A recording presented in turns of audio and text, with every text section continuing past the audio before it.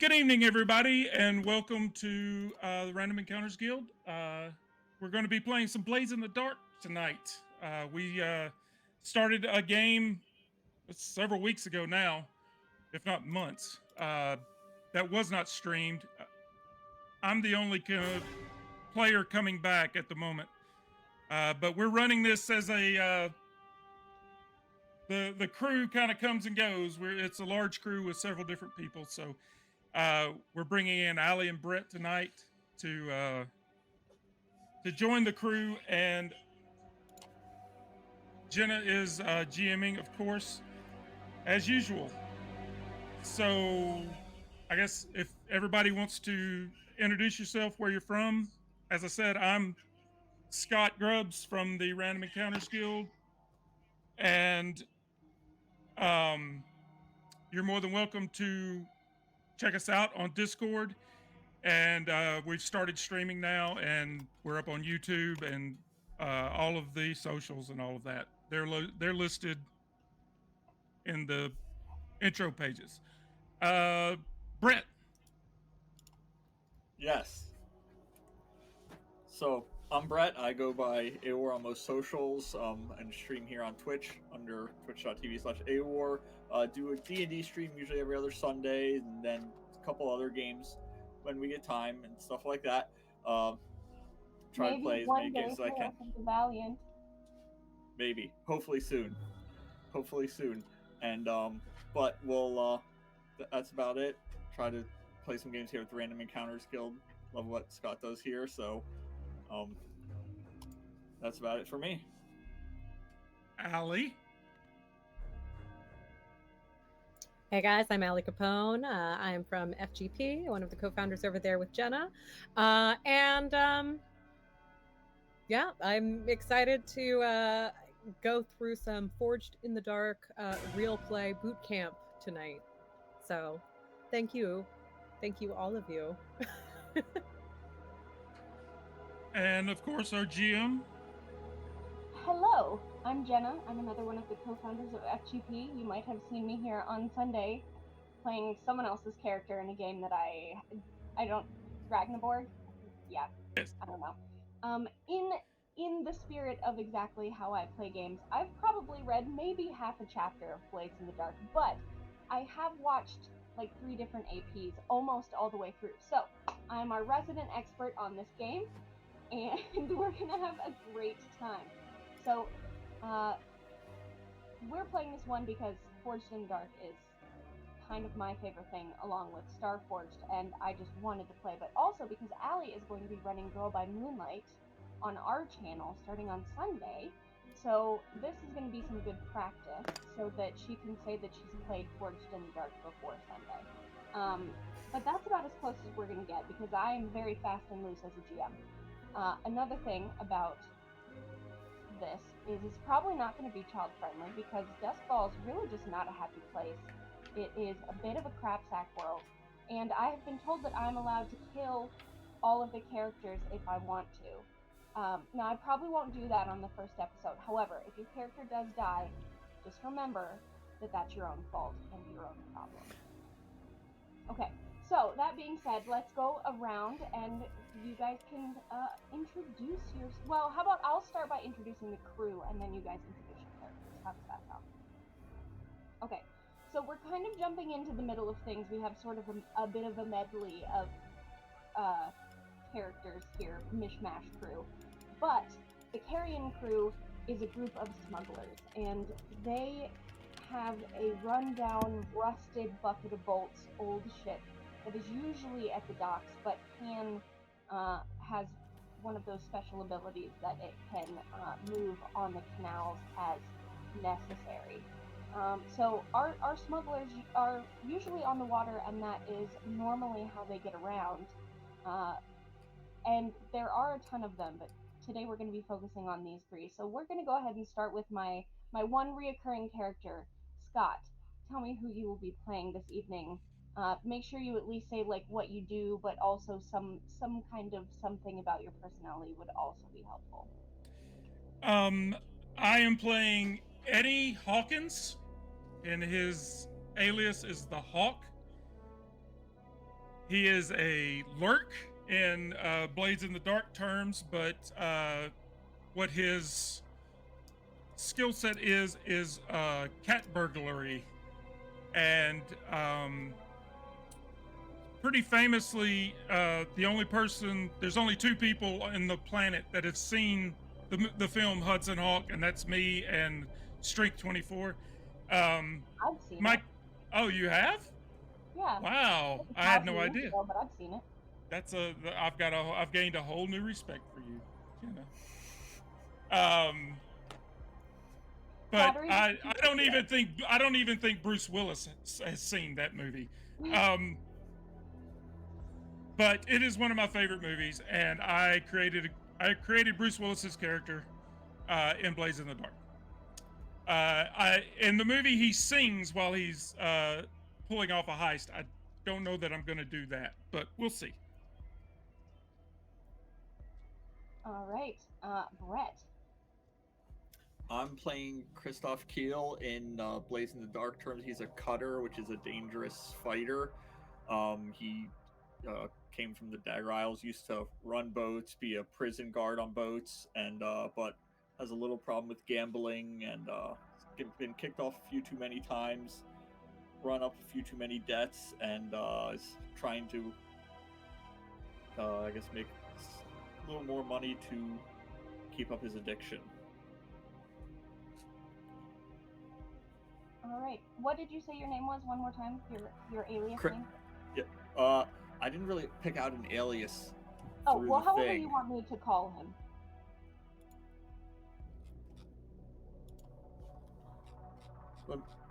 Let me run through the aliases quick a second and get back to me on that 1 second. All right. Evo Jorts it is. Allie. Evo Shorts. Amazing. Fantastic. So tonight I'm playing a Dacia Laurent. We're going to be playing Nettle. I think that she's about 5'1" and a quarter, to be sure, and she is very slight and petite, but frequently wearing very stiff, bulky clothes, specifically linen aprons and possibly some heavy-duty gloves that may or may not be a little bit soiled with blood and other fluids, but it's fine. It's okay. They're not mine. So she's a very you can call her an eccentric and eternal academic. She's always looking to learn a little bit more about the human body and how it can interact in ways that people wouldn't necessarily expect. So we are going by the alias of Nettle. Okay. That's all I got. I think that's really cute. I love that. Oh, and she has perfectly circled glasses. I forgot that part. It's important to me that you know that. Okay, so to start off with here, Blades in the Dark is a very open narrative game, and there are a couple different options of things that you could do and scores that you could take on. We're not really going to worry about downtime at this exact moment, but I haven't planned anything. I have a heist deck. I've pulled some cards from a heist deck, so I could, so that we have a couple options basically. But I'm not the one planning this. This kind of happens together as a dialogue. So the first thing I need someone to do is give me a name for a drug. A fake name, not a drug in real life, but the kind of fake street drug name that we can use for this game. You already know that they're going to say diphenamine. Okay, but then what's the nickname for it?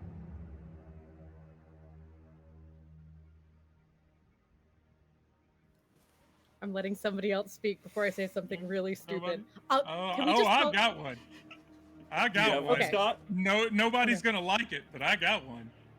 Oh no, it's Arby, isn't it?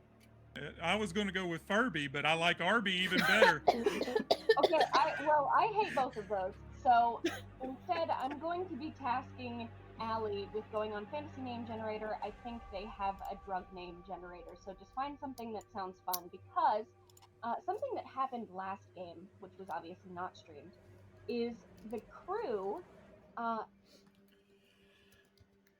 found legally some invites to a very swanky underground black market auction held on a dinner theater cruise ship, and just burgled the hell out of it.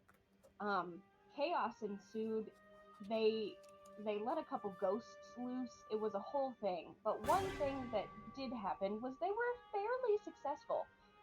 So they came back with some things that they owe to other people for the information. They have a medical friend on the dock who has dibs on the sort of potions and balms and tinctures and kind of fun experimental stuff that you guys picked up, which, Nettle might be interested in keeping, and that's something we can talk about. But you do owe your friends some of this. Um, you also came back with a bottle of wine, which, for people who are not familiar with Blaze in the Dark Dusk Vault, there is no sun. So things don't grow, which means there are no grapes. So this wine is over 100 years old from before the Cataclysm, and you cannot make wine here anymore, which means it is extremely rare and extremely expensive. Not like the Mona Lisa, but like a Picasso. You feel me? Like, above your level. You guys are tier 0, and you ended up with this thing that, like, you do not have the means to fence. You don't know anybody who has the contacts who could afford to buy this. So if you want to do something with this wine, you are going to have to start some sort of project, or get in touch with somebody, or find a way to get in good with the kind of fence that can actually get this moving. Because right now, your people are just not, this is just not in this league at all. And then lastly, one of our brave heroes found himself accidentally covered in what is basically ghost cocaine. Allie, what is that drug called? According to Fantasy Name Generators, it is called Vacuum. Okay, you know what? I love it because it's a powder. So, the reason that Eddie is out right now is because he is spending all of his time carefully taking a ink black and purple powder off of all of his clothes, which attracted every ghost everywhere because he smells like ghost cocaine.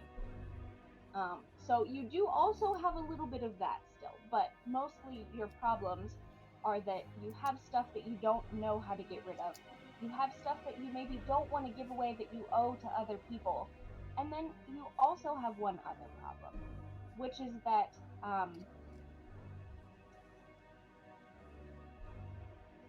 somebody recognized you. Or maybe somebody narked. I don't know, that's not my problem. What I do know is you get a knock on your, like, top hatch of this rusted old barge, and it kind of like bang bang bang, and like echoes through the whole thing as someone is like kicking the hatch and would like to be let inside. This someone is Officer Milos Pendrin, and guess what, Peebo? You recognize him. He's a dirty cop. He is, but like those are the circles you used to run in, you know. Maybe not everybody knows about that last score, but he knows about that last score, and he's gonna make sure that everybody knows about that last one if you don't do something for him in return. And that's something, just so you're aware of all of your options for what you guys need to handle, is that, and you may have heard rumors of this, there was a bit of a kerfuffle in one of the other districts, and somebody died, and then there was like problems with the inheritance, and then all the other inheritors kind of disappeared, and then this guy was supposed to inherit everything, and then that was a whole mess, but the house was haunted, and there's questions about whatever. Anyway, point is, Bluecoats are supposed to get this all handled, and they kind of couldn't, so it's a little bit not disappointing. What's the word I'm looking for? Embarrassing for them. And whatever inheritance thing that this guy was supposed to get is like potentially still in the house. I don't know. He disappeared. Whatever. That's not Milo's problem. That's your problem. If you're gonna mess around with ghosts on a boat, hey, you can mess around with ghosts in a house. You can go find this thing. So, uh, those are kind of your things. What is the most important to you that you would like to handle right at this moment? And this is the conversation with the group. I didn't tell anybody any of the things beforehand, so you're all on the spot, and you as a crew, Milos leaves. Whatever, he's gone now. But you as a crew can decide what you're going to do first. By which I mean what the score for tonight's session is going to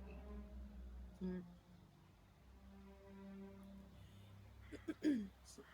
Oh, also, Allie, they found some, like, when I say, like, tinctures and balms and stuff, I mean, like, crazy alchemical supplies and, like, Leviathan blood, and, like, vials and Yeah, I'm full of things. 100% gonna want to study all of that, but I feel like that is something that is more of a downtime activity than. Well, the problem isn't a downtime activity. The problem is it doesn't belong to you. You guys need to move it back to your friend on the docks. I don't remember what her name was. I think it was Eddie's friend. You don't have time to study it. You don't get to keep it. That was part of the deal. She gave you information, and you guys got. I want to say you got even the invites as part of the deal. You had to, if you found any of this stuff, it was all for her. In my defense, I did not make that deal.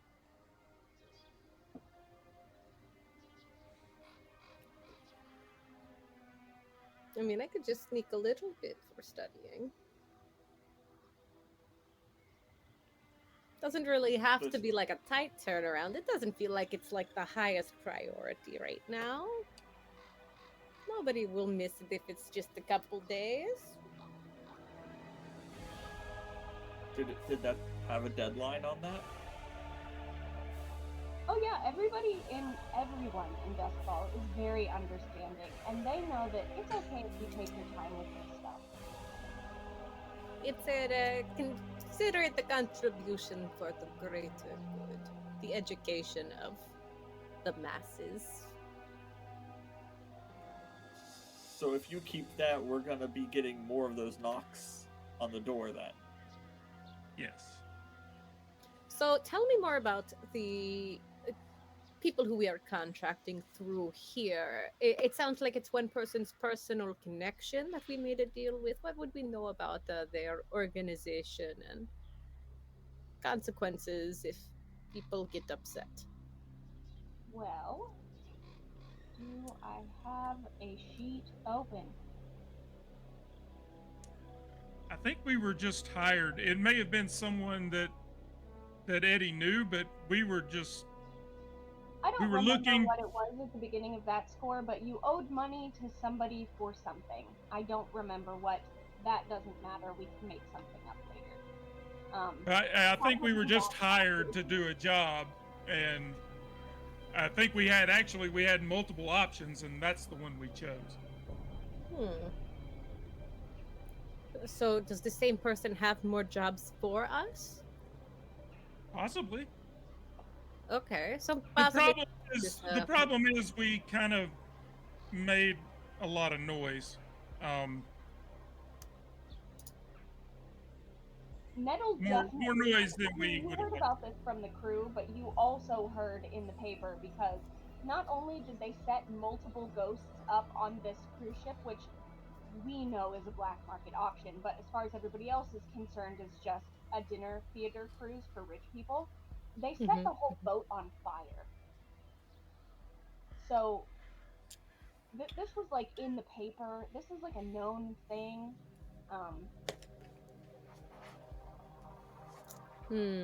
want to say that your crew was supposed to be. What were you known for? What was your reputation? Well, we can choose it right now. So look, you have ambitious, brutal, daring, honorable, professional, savvy, subtle, and strange. Subtle can be thrown out. I want to say you want to before, but I don't think you're allowed to do subtle anymore. Strange, maybe. Brutal, possibly. I have our original crew sheet here. Let me see if it says them.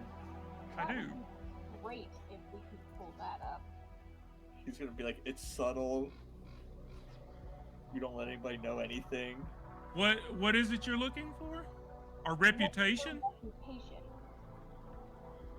What it says on this sheet is still shite. All right, so we're Okay. gonna go with strange. I think, even if that wasn't your reputation before, I think we pretty much need to say that it's your reputation now. That you have That's interesting means of getting things done. That seems and then right. also on your sheet, I don't know if you have. Do you have contacts from the old sheet? I do. Who are they? Elian is a dock worker. Uh-huh. Roland is a drug dealer. Okay. Sarah is an arms dealer. Do any of them have? Are any of them like checked? No. Okay. I didn't think so. So Ellen, the dock worker, and Niall, whatever, Nellie. Niall. Niall. Yeah. Perfect. A spirit trafficker. So those are the people that I have picked for us from this time, based off what I can remember from last time. I think the person that you got this information from was one of the other characters' friends. I want to say. Yeah. This probably would be easier on my brain if it weren't like 2 months in between games, but here we Yeah. are, doing it live. What was the question? Oh yeah. What's your score?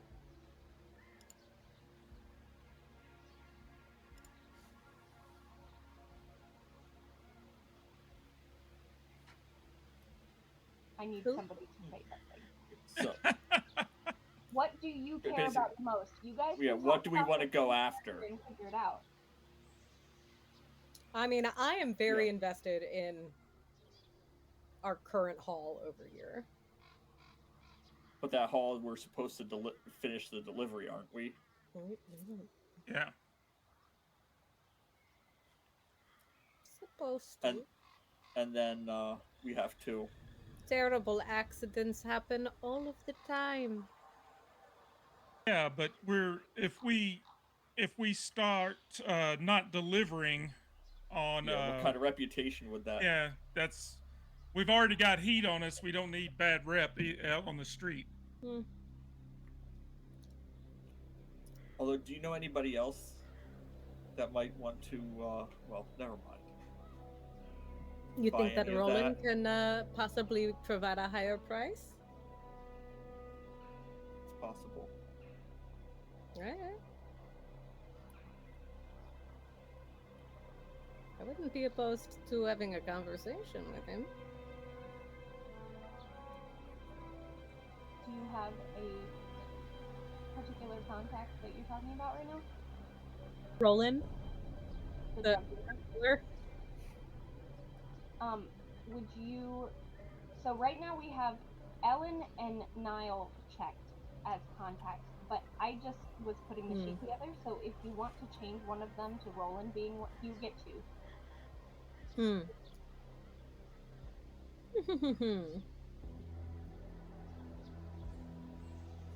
Also, question for the group: what is your normal cargo? Like, what kind of stuff do you usually smuggle? And this is something that you guys can talk about. I'm really just asking an open question here, and you can have multiple answers. I just know that, like, it's not century-old wine. It's not normal for you. Yeah, I think substances is probably. I would. In my head, I it's kind of like Han Solo and the Millennium Falcon. It's anything that we're hired to move about without uh, blue coat entanglements. Well, I mean, Um, that's fair. You know, money's money. yeah, Right. But because we try to stay away from the blue coats more, it'd probably be more of the black market type items. What seems to be more often than not. Right. I guess there is a difference between like, you know, you're smuggling in things that are like technically legal, but you're trying to get around like import tax or some Right. sort of like embargo or whatever. Is very different than smuggling things in that are illegal if you're caught with them. Mhm. Is very different from things that are like super hard to find and rare, and other people are going to want them if they see you with them. You know, there's different levels of these things, but it sounds like you are dealing more in the like black market in general, maybe substances, weapons, Some arms, possibly. I would think. you know, bad guy stuff. I mean, look, a couple of times we've had a couple arms, hands, but I think for the most part, that's outside of what we normally do. That's a There was that time we had that head too. Remember that one? yes, it was a very Ellie, are you interesting. playing Pinkacytazine right now? Real talk. My inspiration is a little bit of Washu from Tenchi. But then with a twist, I think she was a little more Zoidberg, right? I mean, I wanted her to be that way until I found out she was 15 feet tall and keeping people's clothing in the bag. Yeah, Anyway, she was supposed to just be a little guy, and then she became a big terrifying. guy. This is neither here nor there. Okay, so that being the case, we'll say that things like the vacuum, the medical supplies and experimental treatments, we'll say, are things that are maybe a little bit more higher class than what you're used to, but things that you can still fence, that you do have the connections to for. Um, Okay. just to throw you a couple bones too, Allie, if your character is really interested in keeping some of this stuff, there are a couple options. One is you could just kill your contact if you really wanted to. It's probably not a great idea, but like it is an idea. And I mean, it crossed my mind. two, um, I mean, maybe maybe you find out a little bit more about who was actually auctioning off the things in this auction and where they got their stuff from, and maybe there's other supply Mm, somewhere. Maybe you go okay. digging for more if you All want to. right. All right. I'm here for that. Yeah. Yeah, that seems good. so we hit the same person again. Um, I don't think that you're going to get any more goods from them at this time, and there's certainly not any on the ship that has been, you know, burned up. But Mhm. finding more information on their source might grant you a new source. Yeah. Potentially. Well, and seems to me the person that sent us to that boat would be the person to ask. That would be your friend. You know what? I'm just gonna say it's Ellen, the dock worker, because we have her, and Yeah, I think that's who it I'm not gonna was. mess with Eddie Sheet. Um, so that she might have more information on things, but she's also the one that you owe the things to. So Yeah. if you want to talk to her, you're gonna have to bring her cut from last Her cut. So we get to keep some of it, or was Oh her yeah, cut all of it? we're getting paid. Yeah, that's why we did it. time. It's Is got like coin and wine and stuff. Okay. It's the medical supplies and the alchemical supplies that she calls dibs on. Right. Now, Nettle could keep all of this that's on Eddie's clothing. The vacuum. Mm-hmm. If That's you true. want to And experiment with that, Yeah. that you can have all of that. Eddie has no interest in it whatsoever. well, and if I recall, there were the vacuum was contained in glass vials that had to be Mm-hmm. shattered in order for it to like activate. And you guys, I want to say he knocked someone shattered like directly into a whole box of them, or possibly Yeah. threw the box on top of a person. Like managed to just flash dance himself in this. Okay, flash dance is a great name for a drug. Flash dance himself in this vacuum. I now have a whole list of names.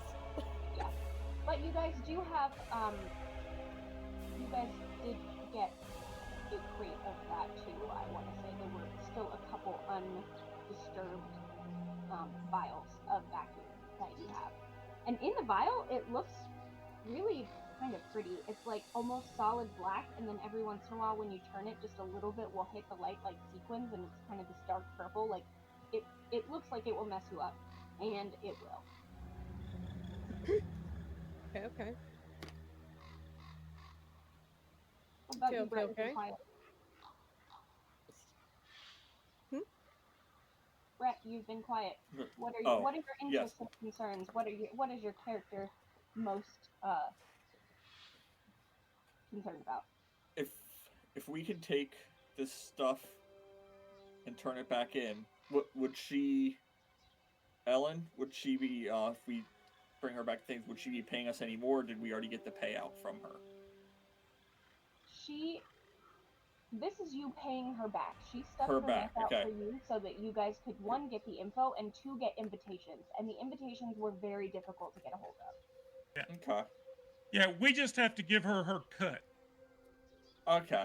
So she's not giving us anything in return now. We just have to hold up our end of the bargain. Yeah. Correct. Okay. Well, we don't You need to could do not, that then. but I would then choose for someone else to come after you. That's fine. We just need to see about what we can do to start the next, maybe looking into those inheritances and seeing how we might be able to take some of them. So we can get a little bit of coin for us, a little more. I mean, the ship needs some repairs. There's Yeah. it's nowhere near as bad off as the one we left, but if this thing's not floating, we're out of a job. Yeah. Oh. So what it sounds to me is like you're going to go do a little bit of work for Officer Milos. And Atlee, it sounds like Nettle is making maybe a mental note to, on her downtime, start a long-term project to find out more about the source of these things. Mm-hmm. Yeah, I think that basically, like, so Nettle is a little upset that we have to give everything back and that we're gonna, take this route instead. But hearing the whole like ship needs repairs, she's gonna like look to her quarters, which is at first, if you were to walk in, this room would look like a grandmother's collection room of antique dolls. What Nettle does is she keeps all of her like medications and tools, and she uses these dolls to basically smuggle them in and keep them obscured. So yeah, it's fun. It's You just pop the doll's head off, and there's stuff down inside. It's got This all sounds very normal. Yes. And then, so yeah, basically think of it as like a grandmother's curio, and then there's just this giant metal slab in the middle of the room that's scattered with these like little tools, and she calls it her workshop. Yeah, just like Grandma's house. Yeah. So, she thinks about the thought of not being able to have access to that for an even longer time, or, worst case scenario, any of it ending up uh, underwater, and yeah, will begrudgingly go along. Makes sense to me. Okay, so what Milos told you, which I didn't want to get too much into because I didn't want you to feel like this was me saying this was your only option, um, is that the police have a bit of a problem in that they have a crime scene that's locked down, but they're not entirely sure what the crime is or how to like handle that. And for that reason, the spirit wardens have already been through and picked up the body, obviously, but otherwise they're just sort of they're they don't look great in this situation. So here's what you know just from Milos: the final will and testament of the Hellsman clan patriarch included a 24-hour locked house condition. Survivors would split the inheritance. Daryl Hellsman left the house at the end of the time with a small bag. The Bluecoats found nothing but corpses in the house, and the inheritance was gone. But the next day, Daryl was found dead, and the bag was gone. So the house is locked. Spirit wardens have been in and got Daryl's body and everything, but they are not entirely sure what the inheritance is or what it is that they should be looking for, or if a crime happened. They just know that he died. All right. All right. So But basically, this is the Hellsman family is sort of, they live in Brightstone. They are fancy rich people. So other fancy rich people are a little bit curious and a little bit politely demanding that something come about here, that all the loose ends are tied up, and what are the Bluecoats doing about it? So it's not the situation which would normally happen literally anywhere else, where they go, oh no, and just leave it to fester. Um, so like I said, a little bit embarrassing, and Pendrin doesn't want this to be his problem anymore, so he wants this to be your problem. So you're gonna need to go in that house and find out, is something in there killing people?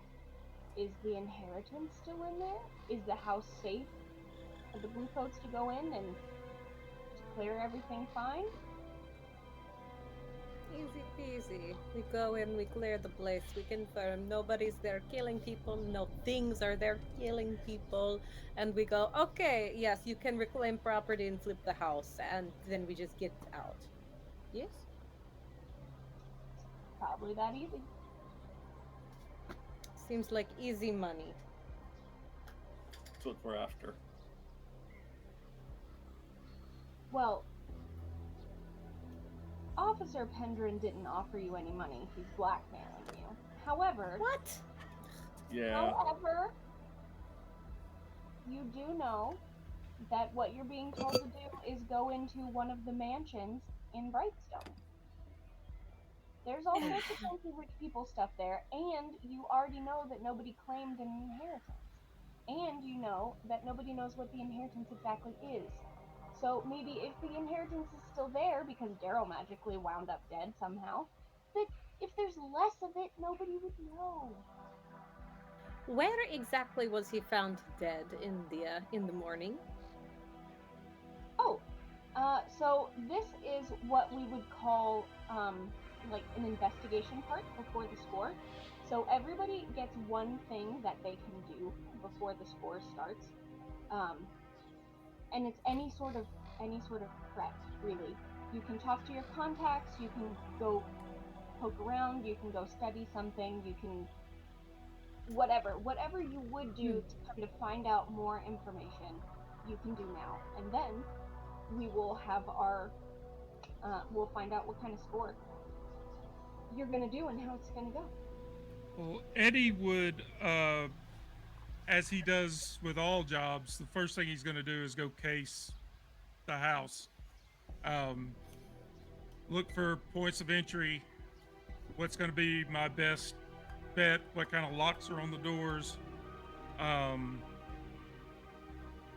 Should we go See if in any of the through neighbors back? are home too. Hmm. If this is like a rich part of town, we might be able to take that wine and get some contacts of who might be interested in it. Yeah, I mean, but yeah, he will go to the house and like get everything he can from like casing the job, but that's his normal MO. He's always going to do that before every job. So, and if he sees someone there that he thinks might be a fence for the wine, he can. Okay, so I He just can. want to say for the record that there was a very high profile, maybe not everybody knows that it was a black market thing, but the people who know that it was a black market thing, where like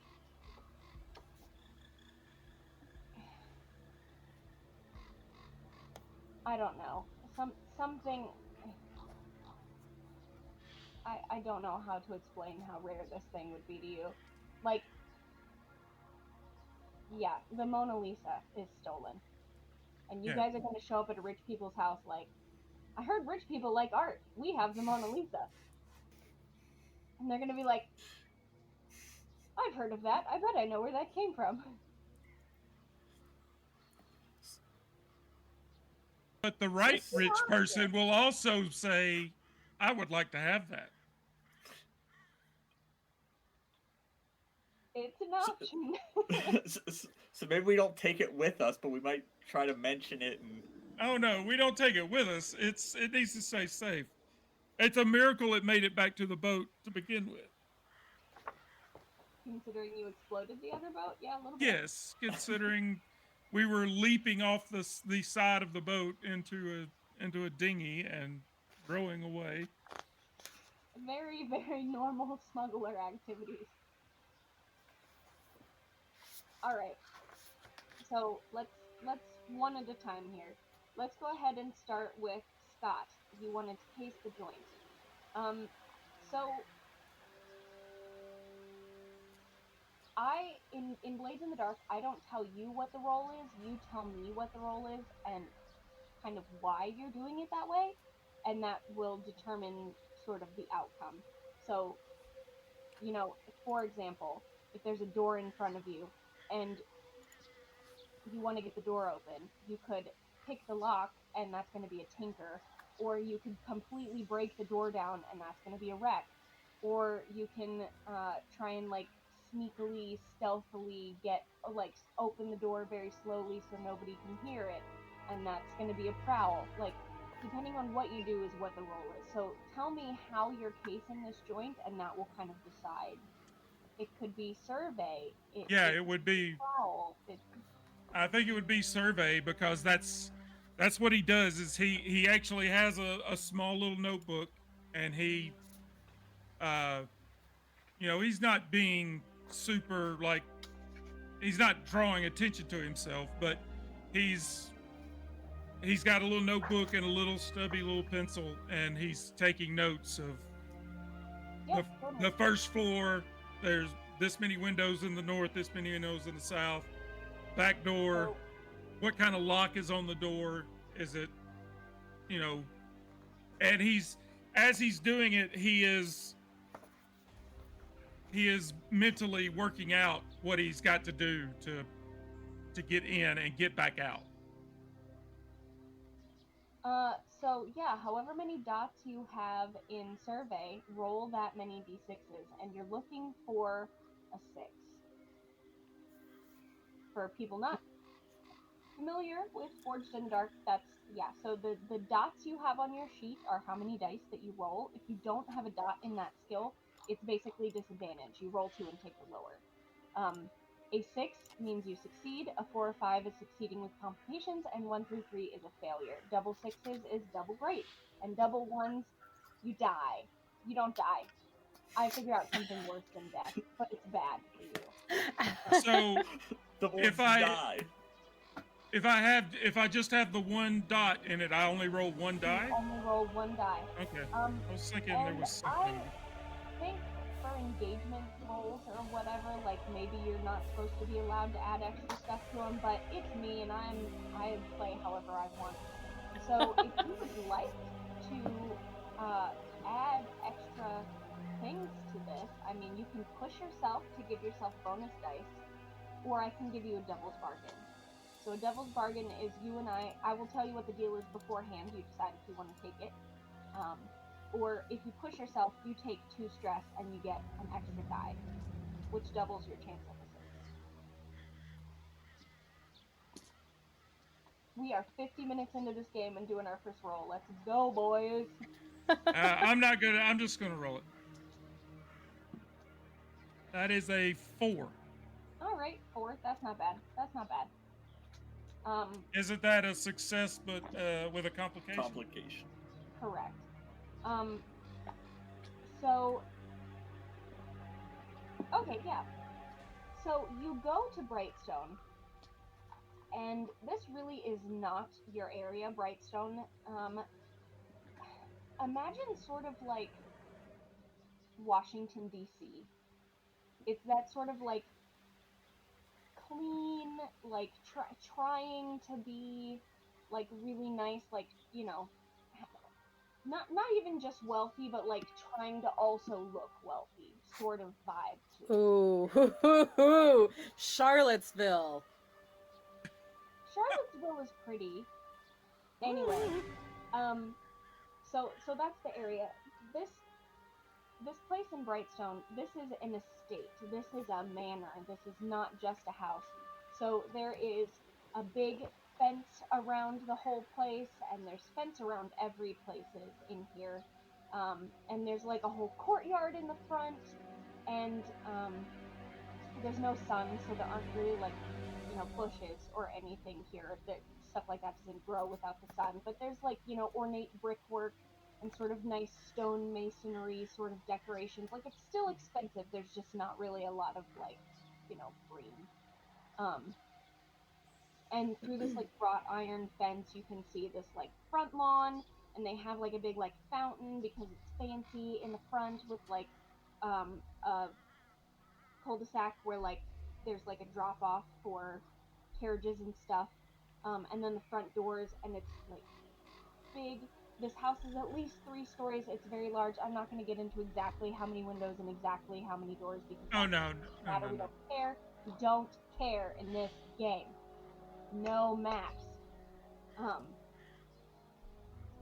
Because you rolled a 4, I will give you your information, and I will this time make the information complicated rather than give you a complication. That's what I'm going to do. So Okay. you hang out on a beautiful ornate wrought iron city bench. They don't have those where you're from. They don't want homeless people sitting places, but where it's nice and there's rich people are allowed to sit. You just sit on a bench and you're minding your own business and bird watching or something. Isn't it such a lovely day? And you see some of the guard rotation. And you, because you're, not only are you a weirdo, but your whole group is kind of a weirdo group. Like, you kind of know weirdos when you see them, right? Like, game recognized game. And you kind of clock that there's something up with these guards. These don't seem like your normal run-of-the-mill on the clock, and then when they're off the clock they don't think about it kind of guards. Like, something about them, something about their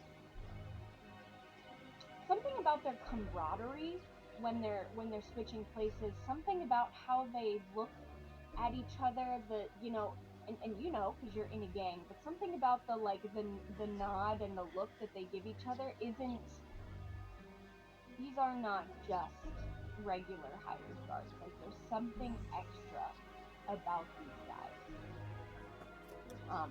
So your complication for getting a 4 is that you have what my deck calls twisted guards, and I'm not going to tell you what else that means. But you do successfully case the place. You know that there are guards, you know that there's like the front way in and the sort of back ways that you would expect, right? Like there's a door to the kitchen, there's a carriage house in the back, and then like a back door through a mudroom for servants and stuff. Like exactly what you would expect, it has all of those amenities. But you have a good, at least from the outside, idea of entrances, exits, you know, cellar door, windows, all that stuff. You got it. Brett, what is Peebo doing? So he's going to probably. Has he come up with a better name yet? Or just No, I haven't. He's calling you Peebo if you give me. That's great. I'm going with it. Okay, Peebo Dirt. So he's probably gonna go down, which might bite himself, because he's gonna go down to the docks where he knows he has like a buddy that's, you know, like a thug that used to, you know, do small petty crimes and stuff like that. Used to do that kind of stuff, and I think he used to work one of the at Brightstone sometimes, one of these neighborhoods. So I might try to see if he knows what kind of goods might be in this house, what kind of inheritance we might be looking for, or anything, if he has any information to give me about this place. Okay, so you're thinking that this guy probably has done some odd jobs working as a guard for, yeah. He might have tried to break into the house one time or something in the past, and you know, he might have been inside. Yeah, sure. Give me a roll. Let's find out what he knows. Yes, this is probably, would that be a consort roll? Consort makes sense to me, but it depends on how you address this guy. I mean, it wouldn't be consort if you're trying to like threaten him. That's true, because I don't have any consort, but I. Then. Yeah, I do have command. If I'm trying to threaten him and everything, would I be able to use command, do you think? Or you could. You would probably want to tell me a little bit more about what you're doing, but that would be command, yeah. Well, I don't think it would be command, because I'm gonna try to come up and like be chummy with him and try to, you know, which is not really commanding. So it's gonna be consort, which is gonna be at disadvantage, but gonna try to play it up. So this could really. I could, but what would the devil's bargain be? I was this close just to do it, but I decided Jenna frightens me. First off, if you have a specific idea for a devil's bargain, I'm always open to hear it. I think here's my devil's bargain. Okay. Your friend has information on this because he's in this group with these guards.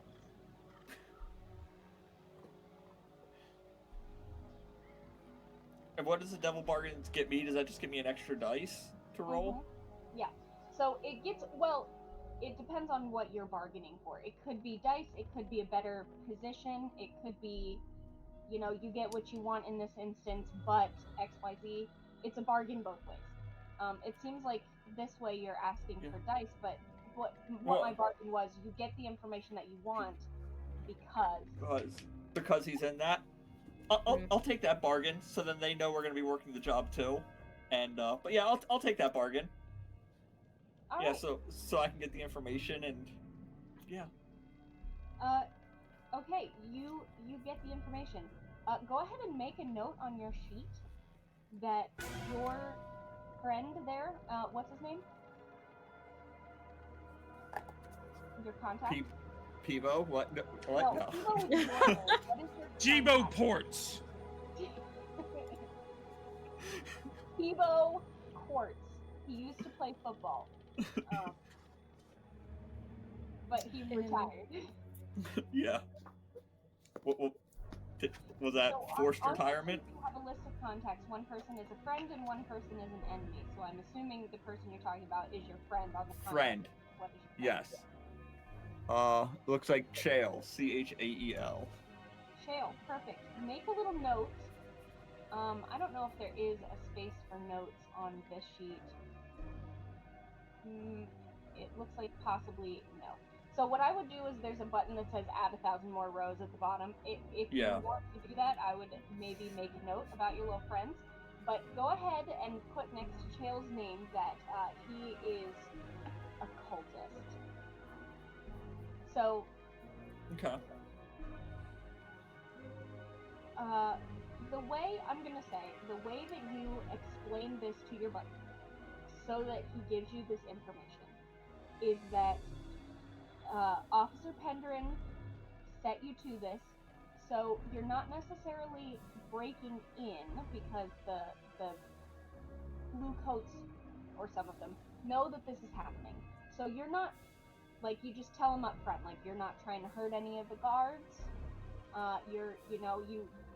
You are technically allowed to be there, not at the behest of the family, but at the behest of the blue coats at least. Whether that's true or not, that's what you tell him. So from his perspective, he's like, all right, this is probably something we're working with rather than working against. So here, I'll give you this info. So these guards share a religion that binds them together and make them resistant to intimidation or corruption. So probably best you didn't try command. Yes. So these guys are in a cult together. They probably worship one of the forgotten gods, and they are a little bit intense about it. So, one, you can guess from this that this family, if they are hiring cultist guards, this is probably not a normal grandma's china set kind of inheritance. Probably there's something else going on here. Now, the guards don't specifically, like, the master of the house does not go, yes, guards, here, let me show you all of my riches and where I keep them, and also here's a safe that I Right. keep and a combination. Like, it doesn't work like that. But they hear bits and pieces, and there's rumors, and, scullery maids are always talking about stuff. And Yeah. the word in the hallway is that it's a book that this family really wants to protect. So your friend Chell is betting that book is probably the inheritance that they were after.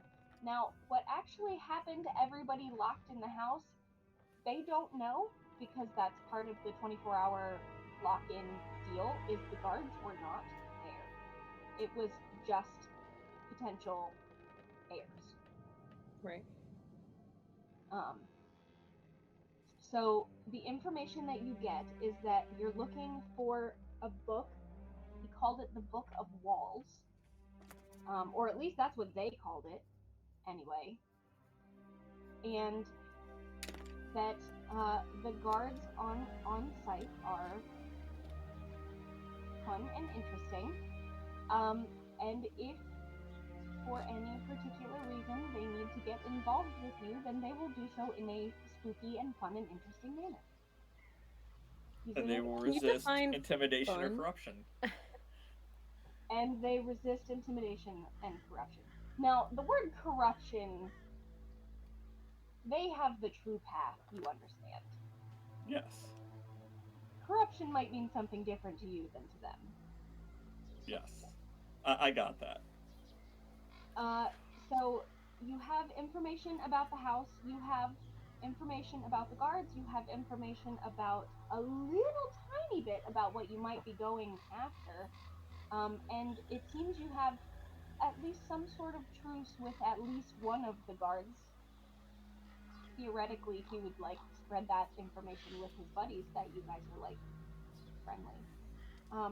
So that being said, what is Nettle doing to prepare for this? Okay, so Nettle is going to do whatever she can to try to get the autopsy records for what's his name, Daryl. So I mean, I'm friends with a corpse thief. I bet you just left it a corpse. I'm friends with a corpse. right next to the dolls, I have this one corpse that's my best friend. No, I think I'm gonna go ahead and try to use any sort of like medical know-how to um like pull autopsy records or be able to like go in and take a look at the cadaver if at all possible. I know that's a little like iffy, sketchy if it's something I can do or not. Hmm. um but like either Well, that or try to even gather information from the doctor who performed the autopsy, like through the grapevine sort of deal. yeah. I don't think that a body thief would help with this particular instance because it was very high profile. There wouldn't have been an Mhm. opportunity for a thief to steal the body, like the spirit wardens Yeah. were like right there. That was me Um, like really like ADHD and being like, okay, if they're a body thief, then maybe they have an in with a morgue. So if they have that, maybe they do work at the same sort of place and then they steal them because they have to get in close or they have a connection there and can get me in. okay, So so you're trying to that's see if your body thief friend has a connection at the morgue. That's yeah. something that could be helpful for you in the future anyway. Yeah, go ahead and roll for it. This isn't how this works at Awesome. all, and I don't care. Is this a consort? That sounds like it. Yeah, that you're trying to Yeah. like ask them for. Yeah, usually when you're trying to get Ooh. connections and assets and stuff like that, that's like projects that you would handle during downtime in order Hmm. to make those connections and stuff. Uh, Right. but we YOLO here on this channel and any channel I'm on. So what did you roll? I rolled a 5, which I don't hate. Okay, 5, not bad. Um, before I start rambling, do you have? Is there anything in particular that you offer your friend or offer for their contact as like a way to sweeten the deal to make them want to work with you rather than just being some rando that pops up and is like, hey, give me stuff. I'm gonna go ahead and produce a very small doll that I have from my pocket. I'm gonna pop its head off. It's on there like a cork, basically. And on the inside, there is a very, very tiny vial of vacuum, which is the vacuum that I have meticulously scraped off of Eddie's clothing. So, okay, all right. So you were going to try and offer uh the street ghost cocaine street drug vacuum Yes. to you're offering it to your body snatcher friend as a trade for the contact. Hmm. Okay. Um, I think that's perfectly reasonable. And you got a 5, right? Yes. Yeah, so that sounds like totally a thing. So a body snatcher would be like, okay, so you're telling me if I throw this vial somewhere else away from me, that the ghost will go towards that instead of me? Well, yes, yes, okay, this sounds great. I do want that, yes. And is going to get you in touch with, let's pick a random name here, I think. Uh, Polonia. Thalonia? Yes, Polonia. Sort of like Polonia. Paloma. Uh, if you want to go ahead and mark that down. Now, Polonia does work at the coroner's office. She herself is not a coroner. She doesn't work directly with the spirit wardens because remember, everybody in this game turns into a ghost, and that's a problem. So spirit wardens kind of handle a lot of that. But in that department, she still does a lot of the like secretarial paperwork, office administration sort of stuff. So she has Okay. access to those records, even though she doesn't necessarily have access to the body itself. And hey, records is kind of all you need at the moment. So I will say with a 5 that maybe she owes what's your body snatcher friend's name? His name is Eckerd. Eckerd. That's a great name for a body snatcher. She Hmm. probably owes Eckerd a favor. So she's doing this as a one-time thing. If you would like to try and continue a relationship with her, I will go ahead and say that that is the downtime activity, the way that it's actually supposed to be played in the game, and we can come back to that later Cool. if you want to. Yeah, But that for sounds now, great. let's have just a quick conversation with Polonia here. This is You guys are meeting. This would be a charter hall, which is sort of like, actually, this is more the DC area where all of the like government buildings and stuff happen. So the kind of official mortuary that the spirit wardens use, it's connected to all that. You guys are probably at like a coffee shop nearby, sort of thing. So let's go ahead and have a conversation here and see what you find out, because I am going to be honest, I don't have um I read the information that was on the card. This is my first time using this deck. It's kind of fun. I'm enjoying it. So as far as like how he died, I don't have like a set way. So this is something that we can kind of like build together if we want to. And if anybody else has any ideas and they want to chime in, I think that's cool and fun. But actually, pause real quick before we talk with this. Before we talk with this person, because we've been going for more than an hour. Do we want to take a break? Like, how we feeling? That would be great because I lost my pen and it's driving me crazy and I just found it with my foot. Never mind. Okay. Why don't we can. 5-minute break, and that will give me a spot to add. I don't have anywhere. I just realized I don't have anywhere on our crew sheet to add the new like contacts and stuff like this. So I need to have notes on that too. So this You can add 1,000 lines at the bottom. Thanks, Brett. Oh, Peebo. Oh. Okay, everybody, we'll take a 5-minute break. We'll be right back.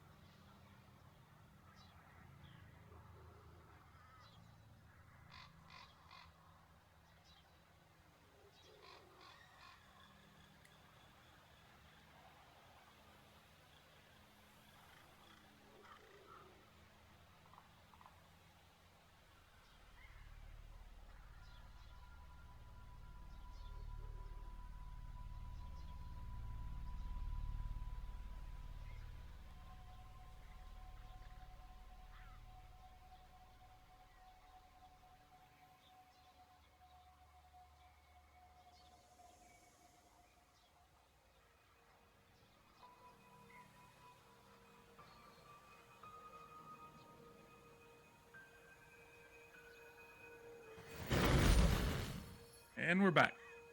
Oh look, it's not a war. Yes. Very sneaky.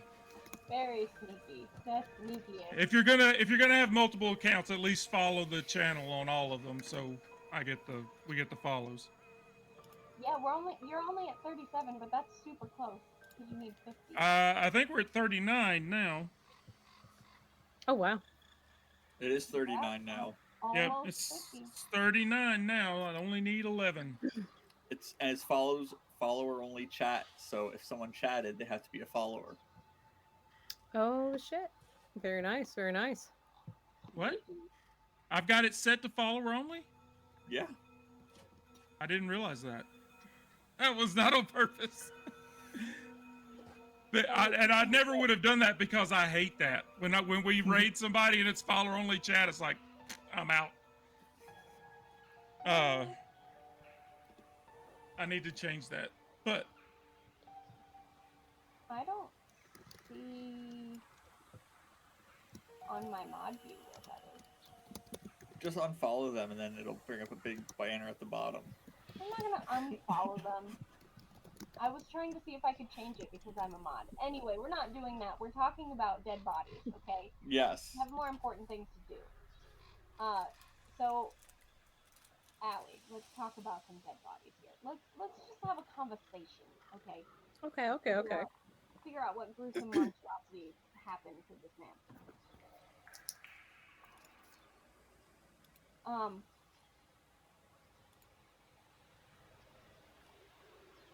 Should I... Maybe I can, Ooh, okay, here we go. I got a card. So, from the report, which Polonia does not let you have, but she Okay. did manage to pull it out and jot some quick notes down on like a separate piece of paper and bring to that. Because Okay. obviously, if the file were missing, it would be a thing. She can tell you on the body that there is red marks all around him that look like bruising, almost like where the blood in his body has like come up towards the surface and then when he died turned like purple, but they're sort of all in like a winding like all over him, almost like vines. Okay. So, and it's like just in those areas. It's almost like when you get a sunburn and you had like your sunglasses on or whatever, that there's like that perfect like tan line. It's exactly that. Like there's these like exact lines. Like they're on his arms, they're up his face, they're mostly on his legs. Is like there's more of them. But it doesn't seem like there's anything else wrong with him. Like there weren't he was probably in his mid 30s. He didn't have any other like, you know, bludgeon to the head or anything like that. It didn't even necessarily seem like cause of death was like even strangulation or anything, which you would think from these marks, but just it seems like lack of blood flow to his brain. Interesting. Okay. So report said he probably went unconscious and then just didn't come back up. Interesting. Okay. Does it have the location of where he was found? Of where the body was found? Uh-huh. Yeah.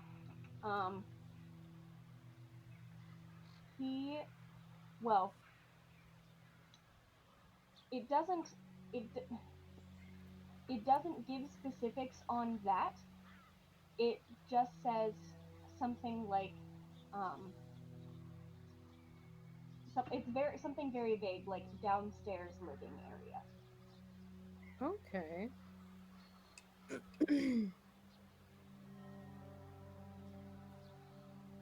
Or, you know, But like, there there isn't like a second house that he would have been at or anything that we know No, of. it was in this house. It was in the house. Okay, perfect. Correct. So within the span of 24 hours, the heir, the family, not the heir, sorry, the patriarch of this family dies. There's a 24-hour lock-in clause on his inheritance. So all the heirs are locked in the house for 24 hours and nobody else is there. At the end of the Mhm. 24 hours, Daryl comes out, everyone else is dead. He answers no questions. Later, less than 24 hours later, on the premises, Daryl is found dead. The inheritance, like in the bag that he supposedly had, gone. Got it. Got it. Okay. Cool. Cool. A Cool. Cool. normal thing. Of course. Of course. Awesome. So that Daryl, there is a note that for the 24-hour lockout, nobody else was home. The guards that were there found Daryl that morning. Okay. After the 24 hours, they were like reinstated and came back. So found him. Gotcha. Obviously tried to like, resuscitate him and tried to get him back up. Couldn't. And yeah. Okay. Perfect. Sounds good. Cool.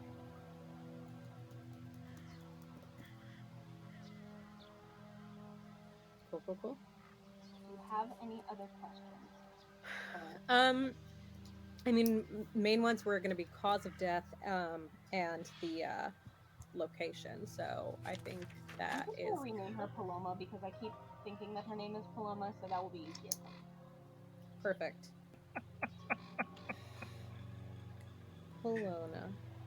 Paloma. Perfect. It's a really good name. Can you guys think of any other questions? I think that you would know what Nettle was doing, so if there was anything you wanted to know before she left.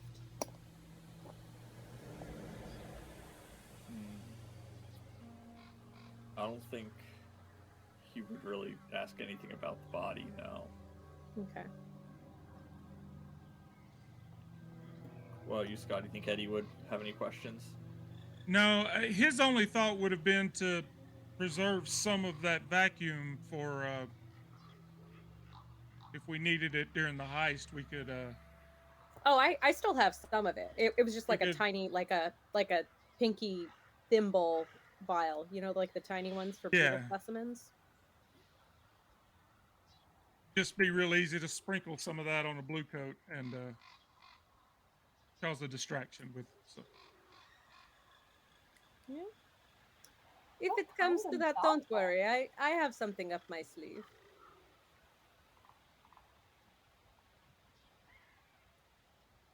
I do have one other question for Paloma, which is has anybody else well, first, well, I don't know if I was going to ask if anybody came in to identify the body, but because they were found by the guards, I would think that that would already be identification enough. So has anybody else like been to the morgue to see the body?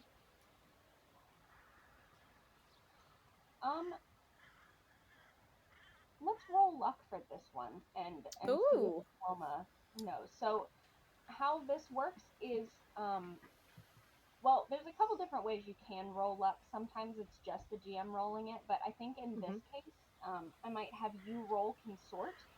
There isn't a way to fail for your luck roll. It's just like seeing what she knows. Okay. So go ahead and roll your consort as a luck roll. I was over here like, how did I get a 7? And then I realized it was an upside down 2. So not particularly lucky there. No. Okay, that's fine. So the answer you get is no. Nobody else has come by. So Okay, that might cool. have been an opportunity to find out more about the kind of company that this family keeps, but nobody has come. Okay. Gotcha. Sounds good. Okay, then that's it for me. I'm ready to team back up with the Fam Bam. All right. So let's see. oh hey, each of these things have like. So I didn't realize before, but each of your character sheets actually has a little thing of gather information down at the bottom of what kind of questions this type of character might ask for the gather information part. Hmm. So like the leech is like, what do they intend to do? How can I get them to X? Are they telling the truth? What can I tinker with there? What might happen if I whatever? And like the lurk is like, what's the best way in? Where can I hide? What's really going on? You know, stuff like that. So like that's kind of fun that it gives you like sample the sort of things that your character would do. But I am Nice. looking for specifically the where is the dang thing for the roll? There's always one. I don't read books, y'all. You should read books, and then you would be better at finding things in books than I am because What is it you're looking for, Jenna? there is always one detail about a heist that is the question that you need to answer, and I am having trouble finding where that is. Would it There's be like a, under GM role? Well, no, that's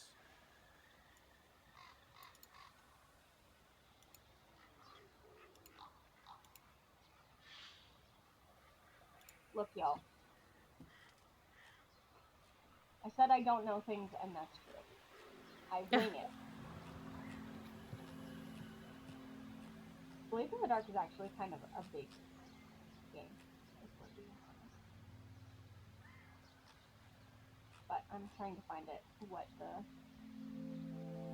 would it be the starting situation?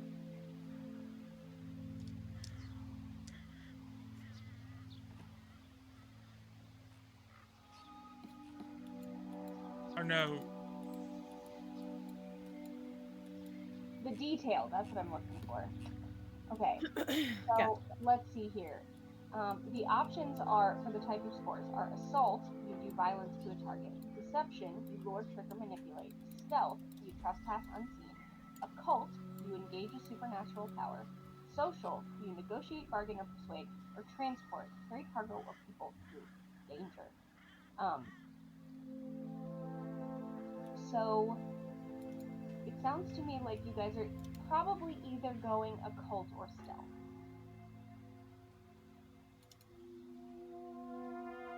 I think that sounds correct. It feels more on the occult side to me because the people that are watching the place know that you're coming, so it's not as much of a stealth Yeah. thing. I mean, Yep. it does sound like you guys are still trying to like maybe a little bit on the down low steal some stuff while you're in here. But okay, so let's go occult. So the detail is the arcane method. Um, that's the detail that you need. So let's see, does it give any other? It doesn't say anything else. It's just this list, the arcane method. So I guess how I'm going to phrase this is, you know that there's some occultist shenaniganry happening. What way Okay. are you accommodating for that or planning for that in advance? That's how I'm gonna phrase Ooh. Ooh. Hmm. Other than schmoozing, does schmoozing count? it. Well, you did do some very good schmoozing, I think.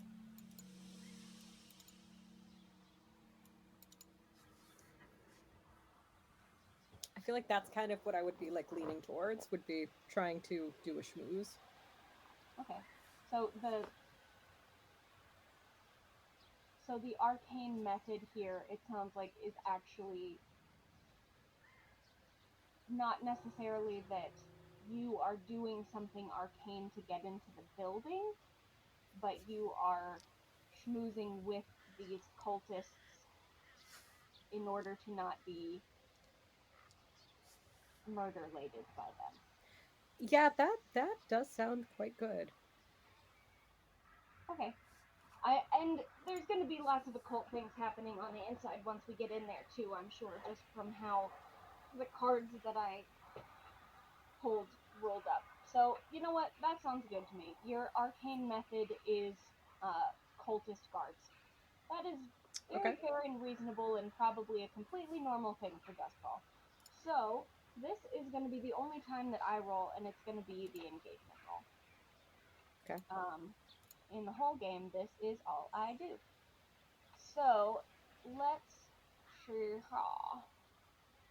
Uh, and it is a number of d6s. Obviously, a 6 will put you in a good spot, and a 1 will put you in a bad spot. But basically, rather than the D&D thing of like we meet in the tavern and they want you to go to this cave and now we have to walk to the cave and there's one goblin on the way and now you have that's boring. We start in the middle of the fun, so this will be whether it's fun for you or fun for me is what we're deciding. Okay. So one for luck you always get. Is this operation particularly bold or daring? I mean, Hmm. I would Bold or say daring? it doesn't feel Um, particularly bold or daring to me. no. You can argue for it. I'm listening. It could be said that it's pretty bold considering the heat that is on us at the moment and the job that we just pulled to be Mm, working with bluecoats is All right, pretty that's ballsy. that's fair. That's a good. I will see. Scott knows how to play this game. We're working on it. You guys need to lawyer yourself into more dice. Is this operation overly complex or contingent on many factors? Oh. Yes. It is. We have to schmooze the bluecoats. We have to get in. We have to find out what happened. We have to find the inheritance. We have to All right, get well then out. I'll take away a d6. Thank you. Uh, And not let the book kill us. Does the plan's detail expose a vulnerability of the target or hit them where they're weakest? I'll go ahead and give you that one because you knew someone who was like on the inside, we'll say. Um, is the target strongest against this approach, or do they have particular defenses or special preparations? I am going to.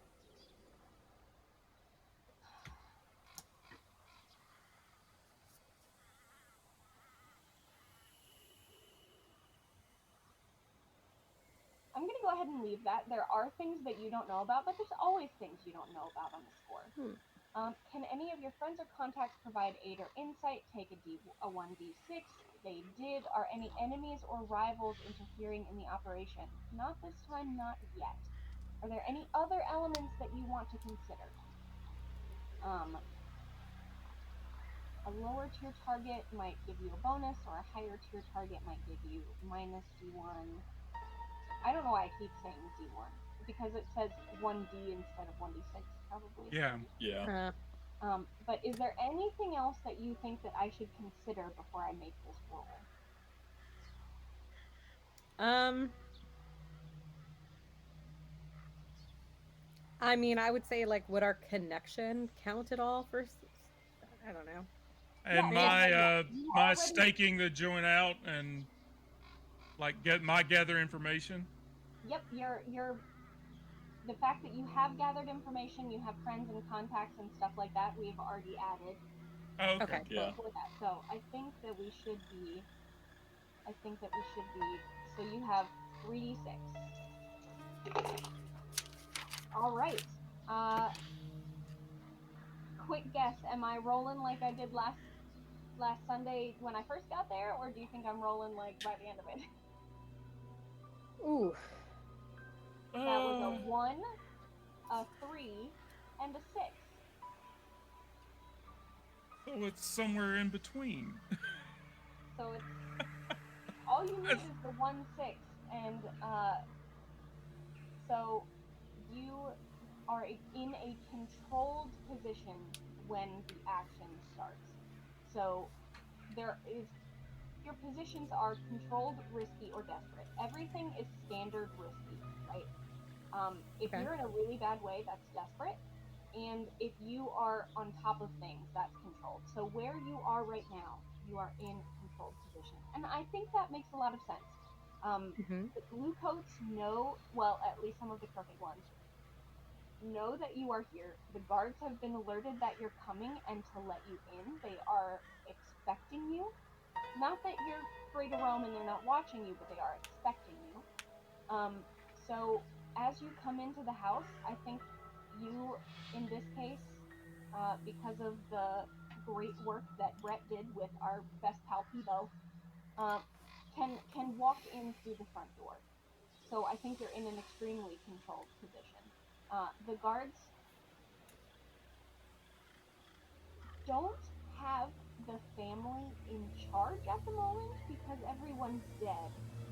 So for the time being, they are following their normal routes and doing their normal guard duties until such time as somebody else changes that plan. So basically, what happens is you are let in the front door. There is a big open, foyer with like the two staircases that go up and like a chandelier hanging down. It's like a very wide open, like marble floor area. And they let you in, and here's the house, um, and bring you to the parlor where the original will was read. Um, Okay. so this is the room that everybody was in when they sort of locked them in, and that's kind of the best they have for you. And then the guards will go back out to the front, and you are, at least for the moment, left to your own devices. This is your controlled position. You can decide uh, what you're doing from a yeah, from a controlled position. So what would you like that to be for the moment? Hmm. Do you guys have anything in particular before I? If you have an idea you want to start with, I'm Yeah. all for it. I definitely think that I would want to go ahead and take a look at any sort of floor plan. If they, I assume rich people are like hotels and they like have like a floor plan with the closest fire exit like on every level, right? No, probably not. Oh, Um, you okay, might can be. you can get a general idea, like from one of the guards before he sort of like drops you in here. He does the like, bathrooms are down that way and bedrooms are upstairs and studies over here. Um, Okay. like kind of a gist. And um, so you do know that there are two. So this is the main floor. There is, what did I say before? Two or three stories? I don't remember. Let's just say it's two. So there's the main floor. There is an upstairs floor that's like uh, bedrooms and mother-in-law suites and Okay. powder rooms and exactly what you would expect. And there is also the main floor is, parlor, library. That's where like the kitchen and stuff is all in the back. And then there's like a formal dining room and a formal dining room and an informal dining room. Um, Right.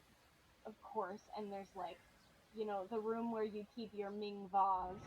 And then there is also a downstairs, and that tends to be the more personal, like the study sort of area that like Okay. guests would not be allowed in. And the kind of thing that we would consider like a media room or like a rec room, maybe like a billiard room, we'll say. That sounds good, right? Rich people have those sorts. So like that sort Okay. of stuff, and then also storage and whatever. So there's like a downstairs lower floor.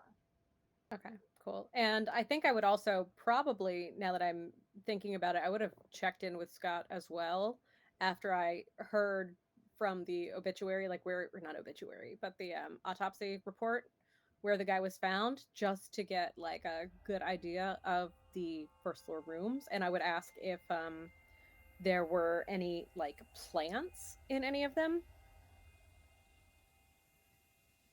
Plants in the first floor rooms.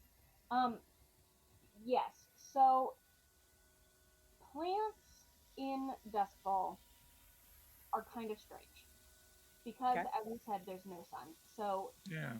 plants exist. A lot of what people eat is like mushroom based, and Right. there are plants that are like Allie. You know, there are plants that are heavy shade plants or Oh yeah. plants that grow in very low light environments, and Right. those exist. Um, and there are you don't see anything like that where you are at the moment. But Okay. the Paloma did tell you that it was the downstairs Yes. living area. Okay. I thought that there might be more than one. Um, are you going downstairs? Not alone. The area That that feels you're like it. in right now. Okay. So this house. Just imagine like a classic game of Clue, and that's exactly what we're talking about right now, right? Okay. So like that's what the house looks like, but also, hey Optic, nice to see you. So it's not just that that's what the house looks like, but that's really the vibe that you're getting. Like every once in a while, because this happened within the past 2 days, you Okay. see like there is just kind of a blood stain on the couch in in the parlor where you guys are, and you're walking through the hallway and there's like splatters and scuffs and smears and what looks like somebody wearing leather was like thrown across into a wall and like totally scuffed across the wall. Like you're Okay. seeing bits and pieces of what was very clearly the heirs duking it out to be Okay. the last one. Got it. Alrighty then. Not a Jim Carrey reference. Cool. That sounds good. Um,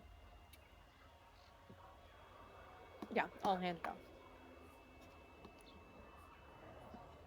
because I have thoughts. Thoughts? All right. Peebo, Hawk, what are Yeah, we doing?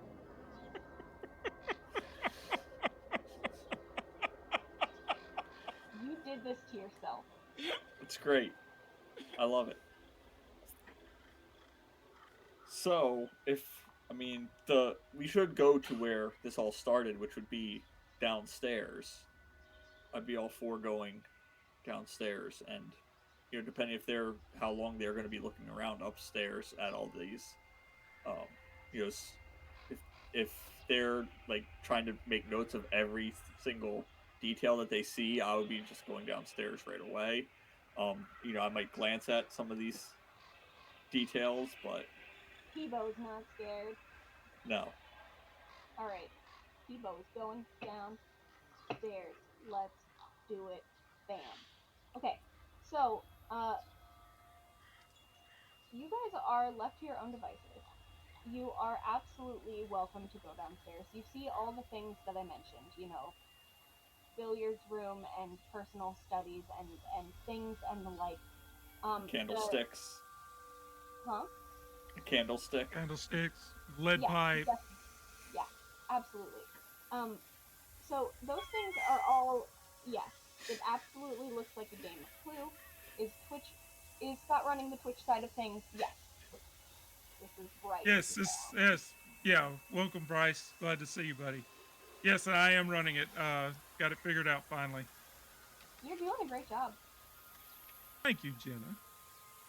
Uh, so yeah, let's head downstairs. The study, because you know that you were looking for like a downstairs study area.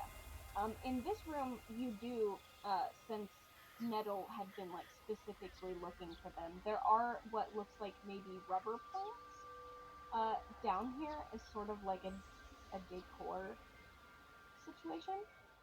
Um, and this is exactly. I mean, this study is like typical, right? Like the desk is like mahogany, and it's like a plush, dark red brown like leather chair, and like full bookcases all the way around the back and everything. And there's like a fireplace in here with like a family portrait over the top of the fireplace, and the guy's like standing like this in the painting. You know, exactly whatever Perfect the pose, Jenna. quintessential- Yes. We are going all in on the tropes. Perfect. I love it. Well, So- since we're going all in on the tropes, the hawk will go straight up to that portrait and look behind it. Yeah, sure, absolutely. Go ahead and make me a roll. What kind of roll do you feel like that would be? And is there anything? Well, let him do that first. And I was just going to go over to the desk and see if there's anything on the desk, but let him do that first. Would it be? I mean, I'm thinking survey. I was thinking either survey or tinker. Do rec. I mean, Just rip it off depends the on how wall. you're doing it. However you do it is. Yeah, what let's roll. go. Let's go with survey. Well, they're both only one die anyway because we didn't do any level up thing at the beginning. So here goes. Boom! It's another 4. That's another D6 that's going to be put over here. 4 is not bad. 4 is not bad. Okay. It's above the average. So a couple things then. So one, there is absolutely a secret door behind this painting because of just who I am as a person. There must be one, right? There's not a painting, there's not a waterfall unless you can go behind them. That is just the rules. So this latch, there's not like a safe behind it. It's one of those like when you move the painting, a bookshelf moves out of the way, and there's like a secret closet situation. It looks like this has been cleared out. So you don't get any treasure from this particular room, but you do now know that this is the kind of house that has rich people nonsense like this. That there are secret doors and spy holes and stuff that you need to look out for. So that kind of puts that on your radar, although this one in particular, it's a small, like I said, like a closet size. And there is just a table in here, and there is a stand, and there's some shelves that look like they have been more recently cleared out. The stand in the middle looks like it's probably a book stand. So you're like, okay, this was probably what people were fighting over. Now we know where that was. So here's the bad stuff though.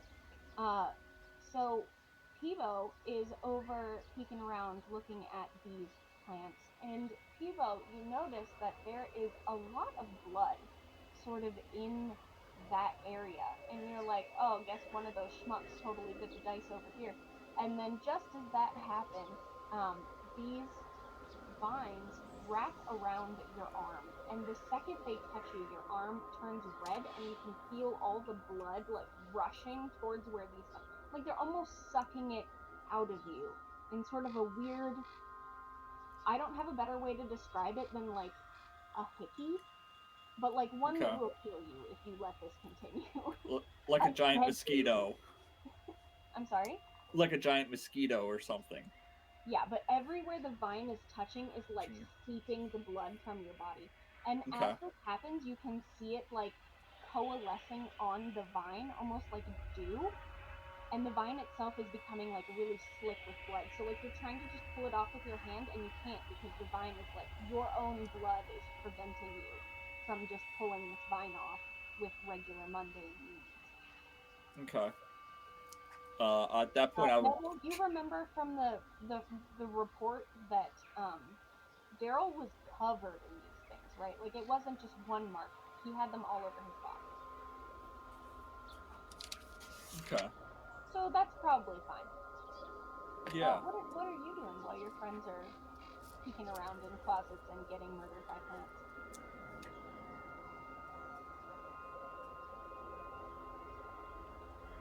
Who? Allie. That's sorry. I thought you were talking to someone else. No, Peebo. Um, Peebo is getting Audrey 2'd, and yes, the yes. Hawk has disappointingly found no treasure. What's up with you? What are you doing? I think. Well, would either of you all have told me when there was the rubber plant downstairs and the secret door? I assumed you Yeah. were down there with them at this point Okay. because I don't. You said you didn't want to be alone, so I assumed Yeah. that you were Cool. with them. Up The until lighting on you point, right now, you're doing the like Morticia Adams, like it's just over your eyes. It's so perfect. Yeah. for this game. It is. it's actually being blocked by a plant, so it works Oh, well. fitting. Yes.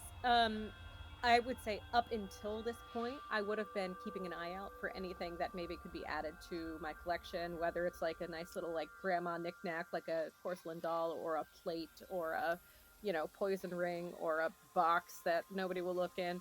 And once I see this happening, I would like to first try and see, does it look like this is more booby trap or more spiritual activity? Roll in a tune. And a tune. Mhm. Can I If do a you're trying to look study? No. If you're trying to look for a cult, well, so that's twofold, right? Because if you were looking for fun, interesting things, that would be a tune anyway to find the creepy stuff. But two, if you're trying to discern whether this is a cult or a trap of some sort, as far as Peebo is concerned, that's Yes. kind of a tune as well. So we'll just Okay. wrap it all up together. Okay, cool. So roll 2, take the lower, right? Or you can push yourself and give yourself 2 stress, or we can do a devil's bargain. Do the devil's bargain. Let's devil's bargain. That sounds fun. And this is basically in Girl by Moonlight. It's the same thing as a Poison Promise, right? Yeah. Correct, yes. Love it. Yeah. Somebody needs to do this tonight so that Allie can see.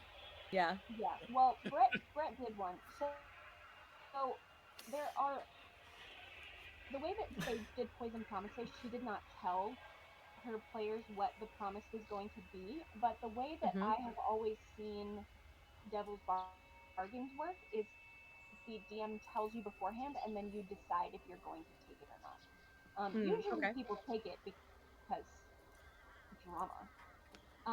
Right. So I let me see. If you have ideas for what a Devil's Bargain could be, let me know. But otherwise,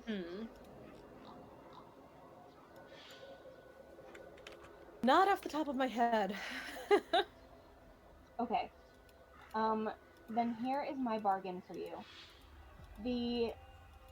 I'll just kind of, I guess this is becoming thematic, and I didn't mean for it to be, but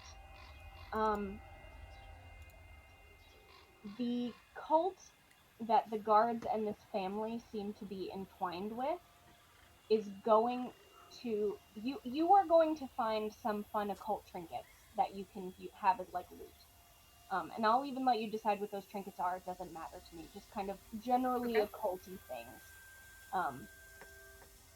You can have them, and you can know about what's going on with Peebo, but the cult that this family and these guards are intertwined with, someone involved in this cult is going to come up later that could hinder your long-term personal project. Oh, I might not live until tomorrow. Let's take it. Okay, then I will go ahead and make a note.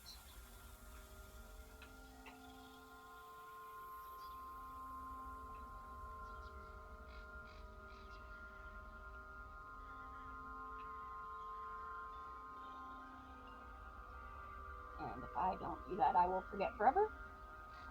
So your life, you right now, tell me what fun, interesting, shiny thing you find. I Is find it teeth. You find teeth? No, I'm kidding. That's too on brand. That's not what I'm looking for right now. Other characters. Other characters. Can I show you what I find? Yeah. Okay. I'll. Oh, here she Yeah, goes. go for it. Go for it. Talk amongst yourselves. Yeah. So while that's happening, because this is her finding shiny things anyway. So, Hawk, Um, you turn around and your friend yeah, is getting. Hawk, could I get a little help over here? Yeah. Um, I have that I can. We didn't discuss the loadout. We did not. I forgot about that. So what kind of load do you have? I would say he would, at the very least, have a. On a job like this, he would have gone medium, I think.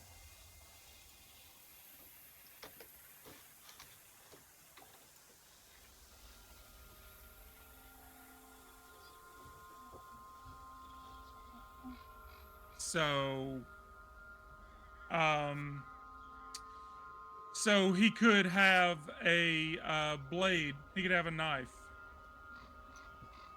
Oh yeah, you totally. Knives are free in this game. That's like one of the things that it's just assumed that everybody has on them.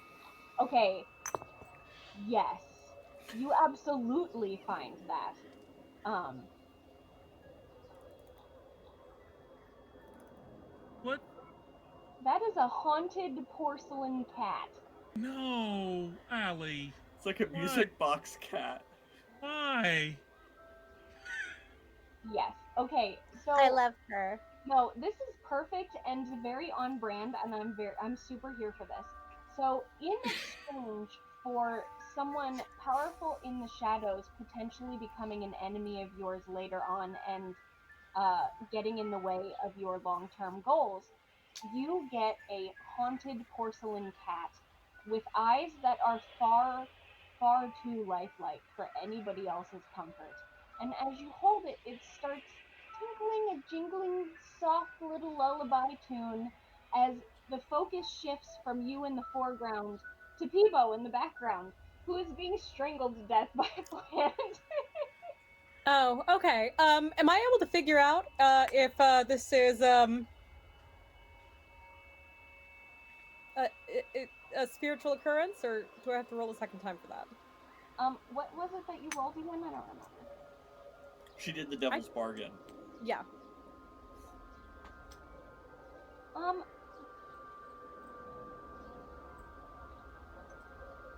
right. So, by the way, I keep doing devil's bargains where it's set up that like you get what you want if I get what I want, but you can also set it up so that you get better effect or you get a dice roll or whatever. I just tend to word it this way. That's just me, just so you know. Yes. Okay, so these plants are definitely spooky plants. So this is not any sort of like mechanical trap. You, as you have sort of not completely attuned to the ghost field, but like sort of let your energy and the energy of the room sort of like find a homeostasis point Uh-huh. as you go around and you're sort of like lightly touching all of these things, and that's where you find the box where this cat is. You turn around and you're like, oh yes, that thing is definitely this thing is for sure occult, supernatural plants. And actually, now that you're looking at it and you see what it is that's happening to him, you've probably heard of these before. They're called thirst climbers. They're red vines, and when they touch you, they like pull the blood out of your body. They're like drinking it in. And the more of your blood they pull, the like the redder um, Got it. the brighter the color gets is what's happening. So there's really only one on him now, but is actively sucking the life out of him. Okay. Is this considered a spirit?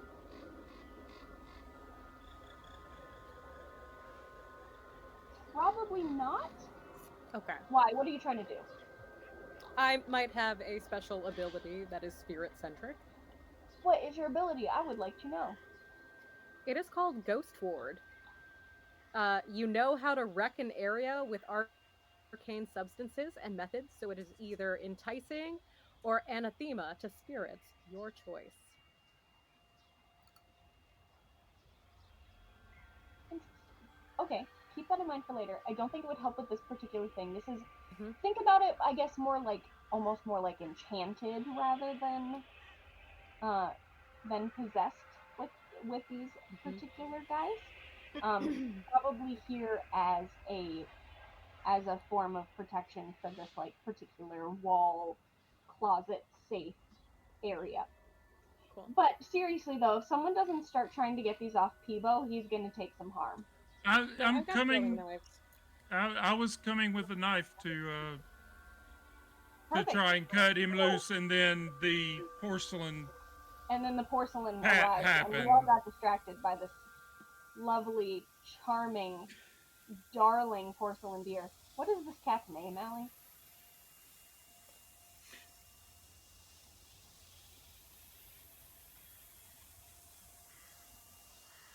She's dead now. Yep. No, I was about to say something, and then I realized it was a friend's cat's name. So let me go to fantasy name generators, and I will let you know in a couple seconds. Go for it. All right. The hawk is going to run over and try to. He's going to pull his knife and try to cut. Sure. So Cut the branch or the vine off of. what would you call this roll, do you think?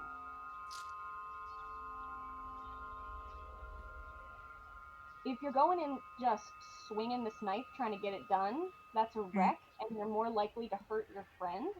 If Yeah, you're I don't trying want to be do that. careful So I would about it, say it's that's a more finesse. Yeah, I'm not going to just go running in and accidentally stab Peebo. So I would say it's finesse. Plus, I don't have a point in wreck or skirmish, so it's got to be finesse. I guess we're lucky the rules aren't reversed, because I would just be wreck. Yeah, I know. But that's not the way the hawk works. Thankfully for me. The hawk is a methodical. Okay, so roll your finesse, and while you're rolling, I do want to ask you guys.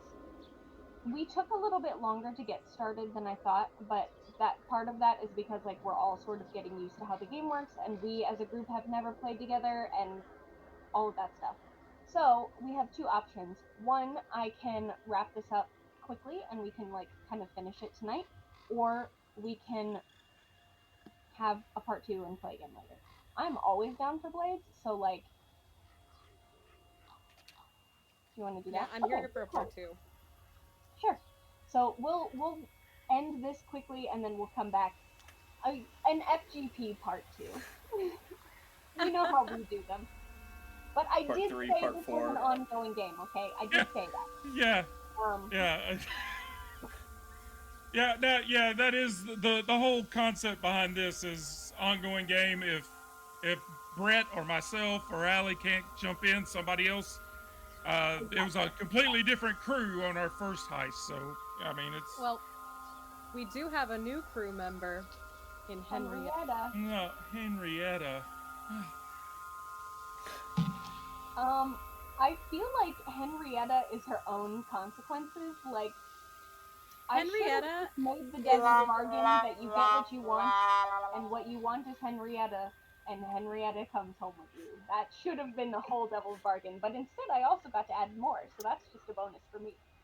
Henrietta's played by Clara, by the way. I had to find a new name for Clara. That's fair. It just occurred to me that you guys don't have Sirenscape in your ears, but I just played the sad trombone. Oh God. I got a 5 on my finesse roll. Okay, so you do it, but there is complications. I think the most obvious complication to me would be that Peebo gets hurt. That just feels. I'm already getting hurt though, so yeah, I'm not going to complain about that. You can't make an omelet without breaking a couple of eggs. Come on.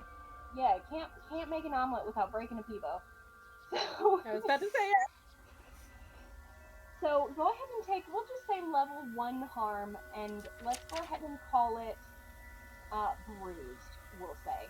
So you got it off, but you couldn't get it off in time, and it has taken the blood from his arm, so his arm looks completely bruised up. It's sort of like numb and tingly. You can still move your fingers, but you're not going to be as dexterous if you need to do something. Is it my left or my right arm?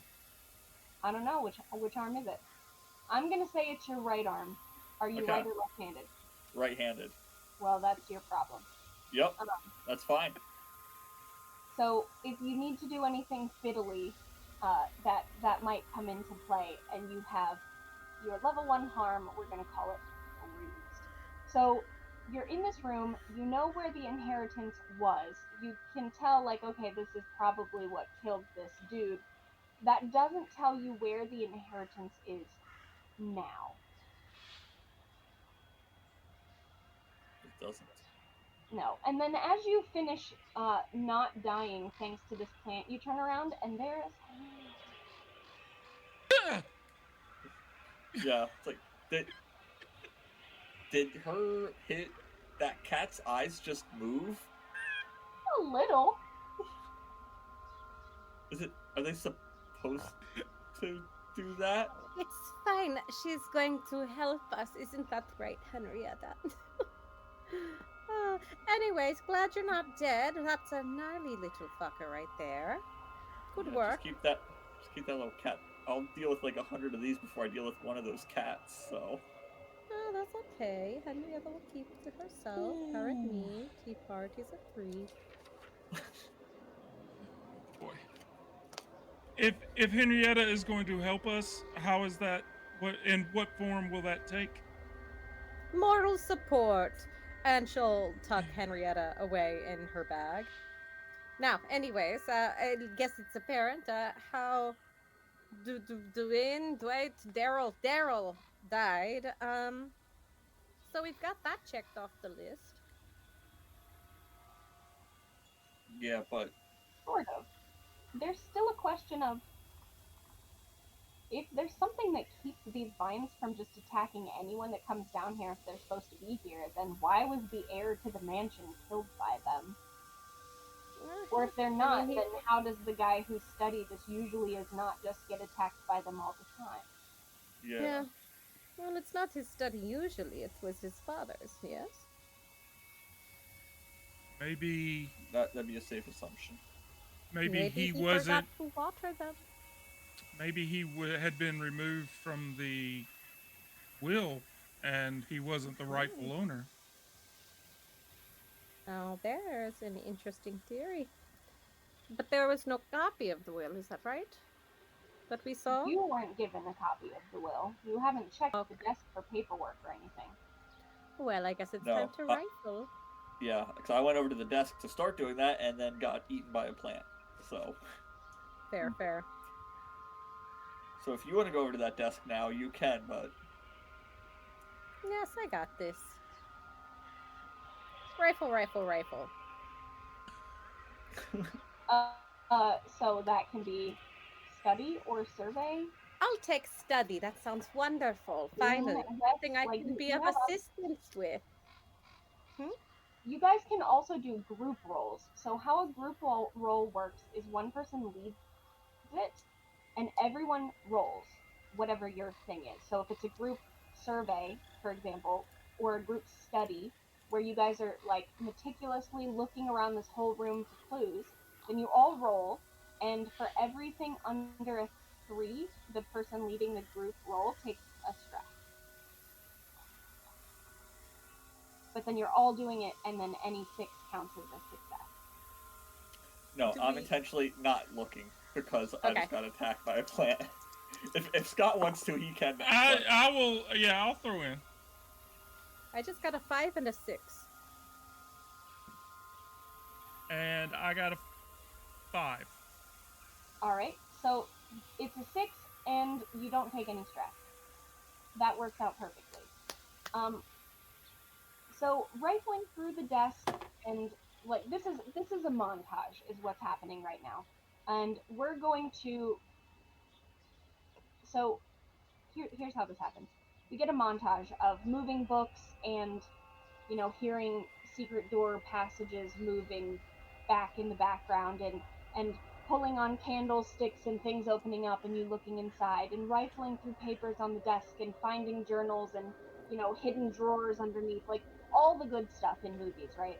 So after this montage, we cut to a scene where it's all three of you standing, and you have a small pile of things on the desk of all the stuff that you've like found and collected around this room, around maybe some of the other rooms down here in the basement, I don't know, whatever. And there is some loot, we'll say. There are some, for one, there are some very nice, like, hand leather bound, lovely gold gilded books in here that are probably worth a good bit of money. But among those, you also find, I mean, these people were really into occultist stuff, so you find some other types of books.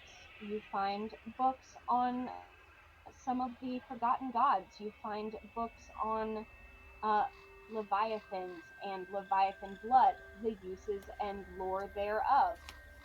So you find some interesting things down here, along with sort of your standard, the history and law of Charter Hall sort of things that you might find in a rich people study. You find uh, all sorts of papers that could come in handy later and things that are of use to you. You find uh, conversation letters back and forth between these people and some of the other people that they are in talks with about these occult things. You find ship manifests and all sorts of fun goodies and stuff like that. And you find something else. And you guys are all kind of amongst this pile of things, the papers strewn about, the notes that you've made, whatever it is. There's this one thing that is sitting in front of you on this table, and the three of you are just kind of quietly looking at it. And that is where we're going to end for tonight. What is it? What is it? It's a thing. It's the end of the game. Okay. Okay. Okay. So that's the like part of Blades in the Dark, a very small part of it. I get kind of, if I'm not railroading a game, then it's not going to be a one shot. That's just how I roll. So anyway, I have been your GM for the evening, and I will be again at some point next week. Who knows? Whatever.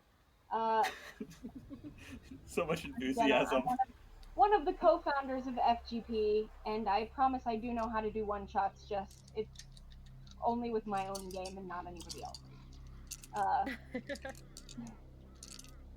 So, Allie, who are you? Oh, hey guys, what's up? I am Allie Capone. I am also one of the co-founders of FGP. And you can catch me and Jenna over on Fem Gamer Party on Twitch on Sunday, playing some Girl by Moonlight. We're setting up our session 0. We're doing a little on-camera world building.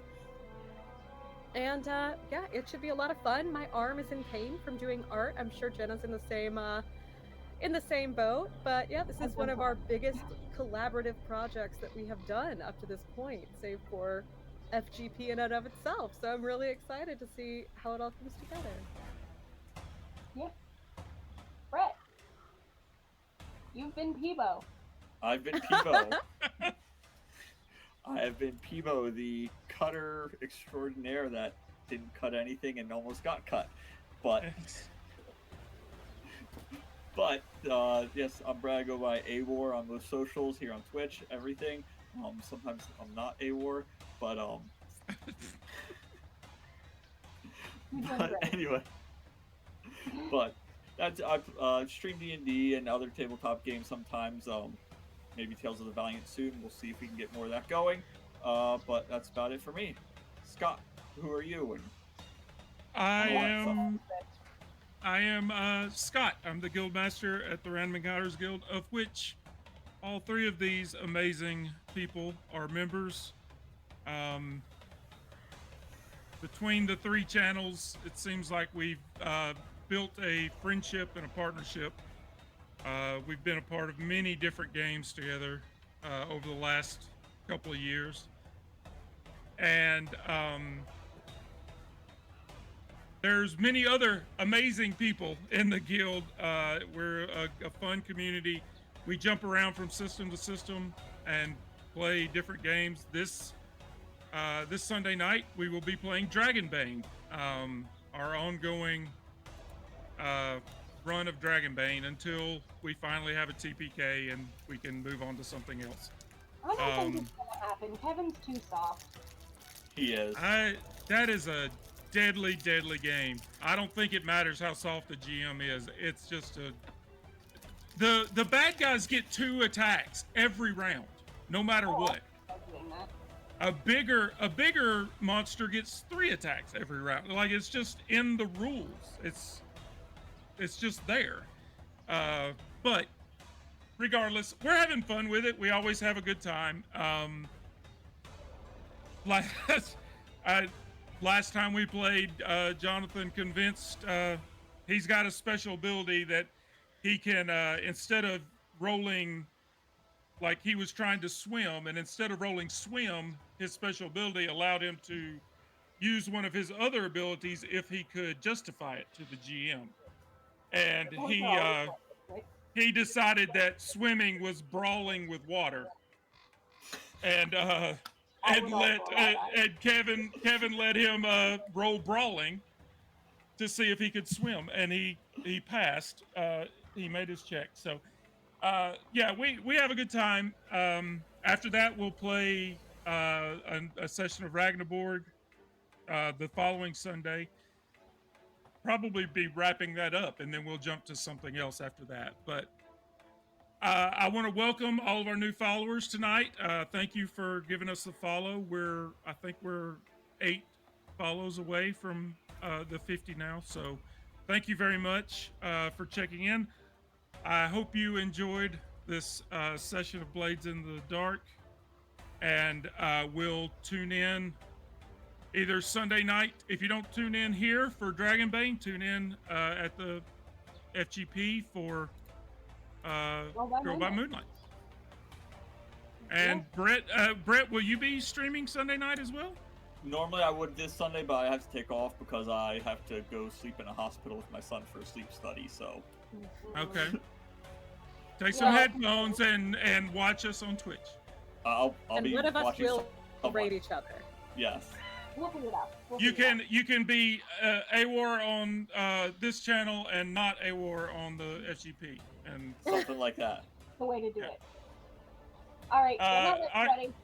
yes, thank you so much. Thank you, Jenna, for running. Thank you, everybody, for playing, and we will see you Sunday night.